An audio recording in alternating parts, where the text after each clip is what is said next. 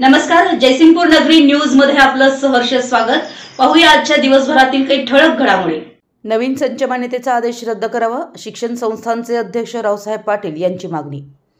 नवीन संच मान्यतेचं परिपत्रक 15 मार्च 2024 रोजी निघालंय। एका वर्षानंतर त्याची अंमलबजावणी करण्याचं धोरण सरकारनं स्वीकारलं आहे। या नवीन धोरणामुळे जिल्हा परिषद, नगर परिषदा, महानगरपालिका आणि अनुदानित शाळांचं अस्तित्व धोक्यात येणार आहे। हा आदेश रद्द करण्यात यावा अशी मागणी सांगली जिल्हा शिक्षण संस्थेचे अध्यक्ष रावसाहेब पाटील यांनी केली आहे। शिक्षण हक्क कायदा 2009 मधील तरतुदीनुसार प्रत्येकाला शिक्षण मिळावं म्हणून विद्यार्थी व शिक्षक यांची संरचना करण्यात आली आहे।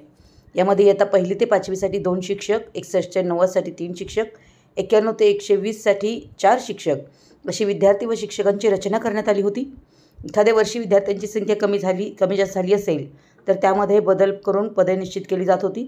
पण नवीन नियमानुसार 61 ऐवजी 76 विद्यार्थ्यांकरता 2 शिक्षक अशी तरतूद करण्यात आली आहे।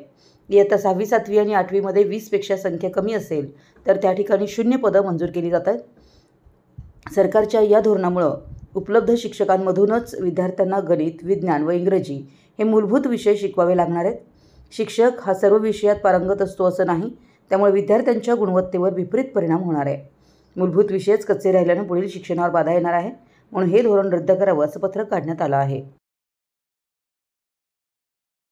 आमच्या जयसिंगपूर नगरी न्यूज चॅनलला लाईक करा, सबस्क्राइब करा आणि हो, स्क्रीनवर दिसत असलेला व्हॉट्सअप नंबर तुमच्या मोबाईलमध्ये ॲड करा। पाहत रहा जयसिंगपूर नगरी न्यूज चॅनल।